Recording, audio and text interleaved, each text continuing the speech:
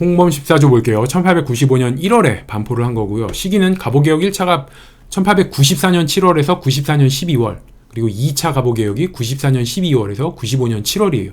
그럼 95년 1월이니까 갑오 1차와 2차 개혁 사이라고 생각하셔도 되고, 아니면 2차가 94년 12월이고 홍범 14조가 95년 1월이니까 갑오개혁 2차 중에 홍범 14조가 반포됐구나, 이렇게 생각하셔도 돼요. 이 홍범 14조의 내용은 1차 갑오개혁의 내용을 정리를 하고 2차 개혁의 방향을 제시해요. 갑오개혁 1차와 2차 사이에 반포가 됐으니까 1차 내용도 있고 갑오개혁 2차 내용도 있더라, 이렇게 생각을 하시고, 홍범 14조 반포했을 때의 배경은 군국기무처 주도로 1차 갑오개혁이 단행이 됩니다. 그러면서 일본은 민비를 몰아내고 흥선대원군에게 권력을 넘겨요. 근데 흥선대원군은 갑오개혁에 반대를 하는 거죠. 그러면서 고종 대신 다른 아들인 이준용을 왕에 앉히기 위해서 청나라와 내통을 해요. 일본 입장에서 완전 열받는 거죠. 권력을 줬더니 청나라와 내통을 해? 그러면서 일본은 대원군을 은퇴시키고 군국기무처를 폐지를 합니다. 그러면서 김홍직과 박영효 내각을 구성을 해요.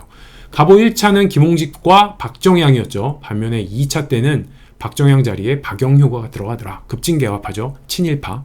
이런 분위기 속에서 고종은 2차 갑오개혁 시행 즈음, 이때 종묘에서 자주독립의 뜻을 담은 독립서고문을 낭독을 해요. 독립서고문, 독립을 서가 맹서하다, 이런 얘기예요. 서가 맹세한다의 옛말이 맹서거든요. 그래서 독립을 맹세하는 하고 알리는 글, 그래서 독립을 맹세하고 알리는 글이라는 독립서고문을 낭독을 하고, 그 다음에 홍범 14조를 반포를 합니다. 종묘에서. 그리고 그 바로 다음 달, 한 달 뒤에 1895년 2월에는 교육입국 조서를 반포를 해요. 시간상 순서를 보면 이렇게 돼요. 먼저 독립을 맹세하는 독립서고문을 낭독을 하죠.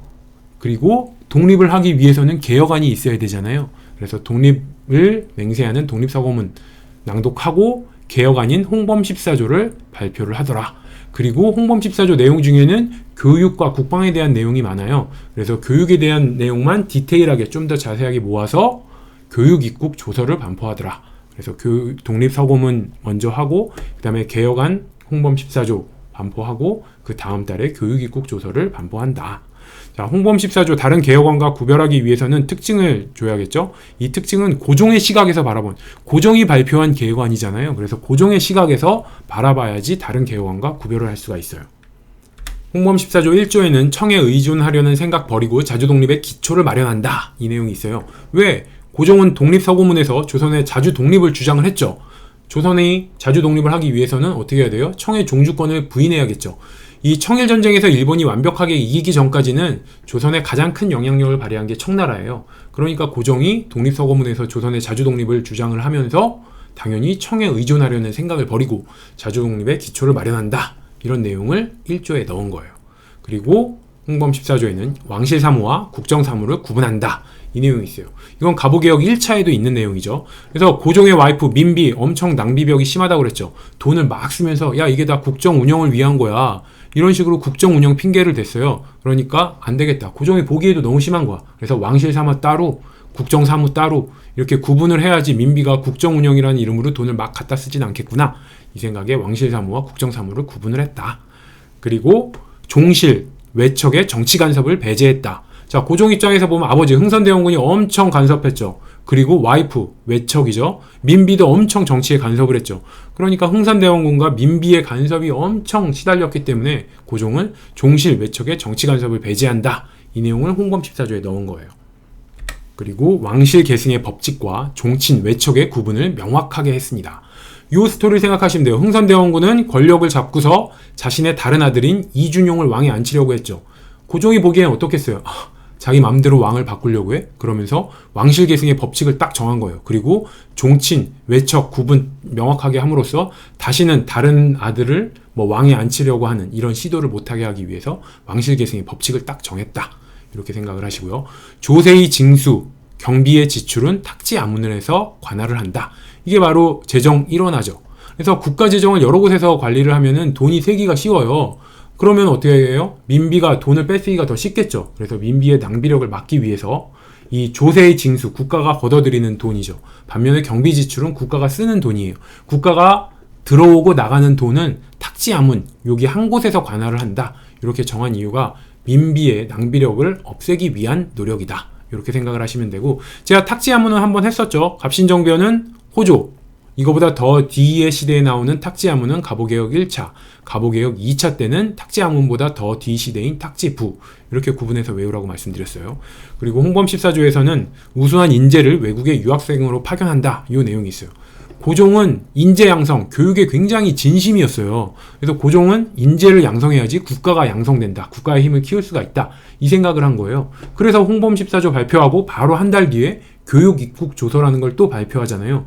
이것만 봐도 고종이 교육엔 굉장히 진지했구나, 이런 생각을 하시면 되고, 고종이 가장 관심을 기울인 분야가 교육과 국방이라고 생각하시면 돼요. 왜? 국가의 힘을 증강시키기 위해서는 교육과 국방이 중요하다고 생각을 했거든요.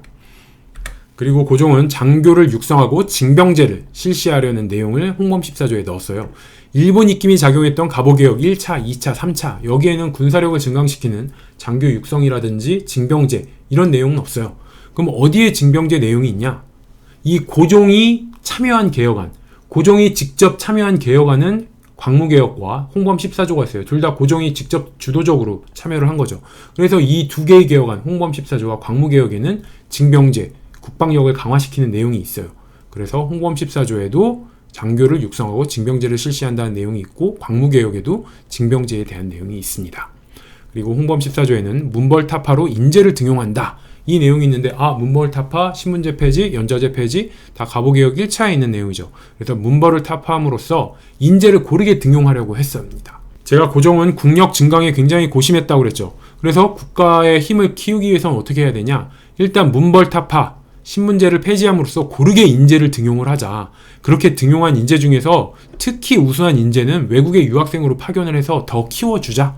그렇게 해야지 국가의 힘이 부강해질 수 있다. 그리고 장교를 육성하고 징병제를 실시해야지 국가의 힘이 증강된다. 이런 시각을 가지고 고종이 홍범 14조를 반표했다, 이렇게 생각을 하세요. 홍범 14조에는 지방제도를 개편함으로써 지방관의 권한을 제한을 하려고 했습니다.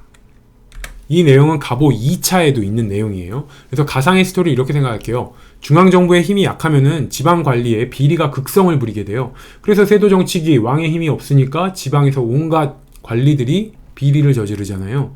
왜 그러냐면은 지방간의 비리를 감시해야 될 중앙정부가 힘이 없으니까 지방간의 비리가 극심한 거예요. 이 고종 때도 중앙정부의 힘이 약하죠. 그러다 보니까 지방간의 비리가 만연을 했어요. 이를 보다 못한 고종은 지방제도를 개편함으로써 지방관의 권한을 제한하려고 했다, 이렇게 생각을 해서 홍범 14조에서 고종은 중앙정부에 힘이 없어서 지방관의 비리가 너무 극심하니까 지방제도 개편을 통해서 지방관의 권한을 제한하려고 했다, 이렇게 생각을 하세요. 고종의 교육 입국 조서 볼게요. 이거는 1895년 2월 2차 갑오개혁 중이었고 1월에 홍범 14조가 반포됐죠. 그 다음 달에 고종의 교육 입국 조서가 반포됐다. 무슨 내용이 있냐? 한성 사범학교를 설립을 하고요. 소학교령을 반포를 해요. 소학교를 설립하는 게 아니고 소학교령을 반포를 합니다. 그래서 요거 구분은 이렇게 생각하면 돼요. 사범학교에서 일단 선생님이 먼저 양성이 돼야지 그 다음에 학교, 소학교 같은 걸 설립할 수가 있죠. 그래서 소학교를 설립하기 위해서 먼저 선생님이 필요해. 그래서 선생님을 만들기 위해서 사범학교를 먼저 설립을 했다. 그래서 한성사범학교를 교육입국조서를 반포하면서 한성사범학교를 설립을 하고, 여기서 선생님이 양성이 돼야지 소학교를 만들 수 있기 때문에 바로 소학교를 설립한 건 아니고 소학교령만 반포를 했다.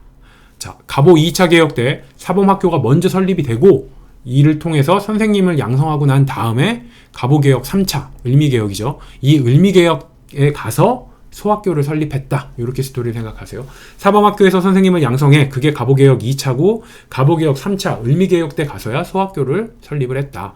그러면은 교육입국조서에는 소학교 설립이 아니라 소학교령 반포가 있었다. 그리고 외국어학교 관제 반포도 교육입국조서에 있어요. 이건 흥선대원군과 비교를 해볼게요. 고종은 외세에 엄청 시달렸지만 외국을 그래서 더 배워야 된다고 생각을 했어요.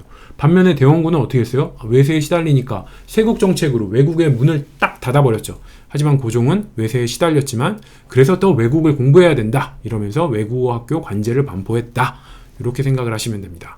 그래서 고종은 교육을 굉장히 중히 여겼다고 그랬죠. 그래서 교육을 우습게 여기는 이들한테 항상 이렇게 말한 거예요, 고종이. 교육이 왜 사소해? 교육이 얼마나 중요한데? 교육이 왜 사소해? 왜 사소해서 왜가 외국어학교, 사가 사범학교, 소가 소학교인데 소학교 설립이 아니고 소학교령 반포더라, 이렇게 구분을 하세요.